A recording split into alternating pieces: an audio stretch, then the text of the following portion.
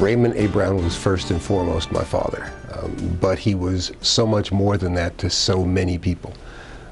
And it's hard to know the moment at which that became clear, but a story that I've been telling over the years, and I hate to use the word story because this is really true, was a day in 1960 when I recall him being at NAACP headquarters and telling the folks in Jersey City that it was important that we participate in a boycott of Woolworths.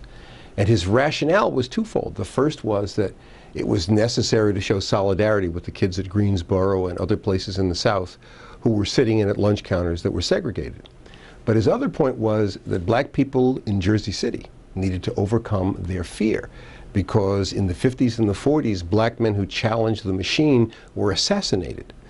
And so he gave a speech in which the refrain was, "Fear no man," because his view was that fear was the greatest enemy to all of us, but especially to those who were oppressed. And I'll never forget, he gave that speech to about 250 people at the NAACP headquarters on Forest Street in Jersey City, and then started marching down Jackson Avenue, which later became Martin Luther King Boulevard.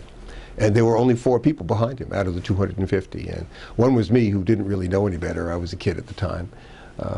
Fred Martin and Lucille Wallace, who was the first black woman on the police force of Jersey City. And she was a big, hip woman with a strong voice, and she would beckon to people at the windows, "Come down and join us." But that first picket line was later joined by Addison McLeon and 1 or 2 other people. But essentially, there were about 6 of us and about 50 Jersey City policemen who were not there to protect us, but to intimidate us. And I recall the notion that he spoke about so clearly to people was, at the end of the day, our greatest enemy is fear. And when I saw his capacity to be fearless in the face of historical forces that paralyzed other men, it began to dawn on me, I guess I was a little slow to realize it, that this was a human being who was more than my dad, more than a great lawyer, but a remarkable leader and the greatest human being I ever knew.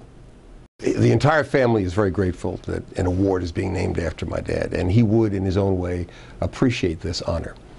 But it's important to note, in the interest of candor, that while he did set great store by grace, in fact, generally, when he received an award, it was an opportunity to tell people exactly what they needed to do in terms of the freedom struggle. Many is the day that the audience who gave him an award wound up in tears at the end of it, because he was not hesitant to talk about all of our failures in being sufficiently concerned about the least of these or about the long struggle for freedom. He also appreciated recognition, as do other people, and we in the family appreciate the fact that there's been such an outpouring of support and care from the community since he died in October of '09.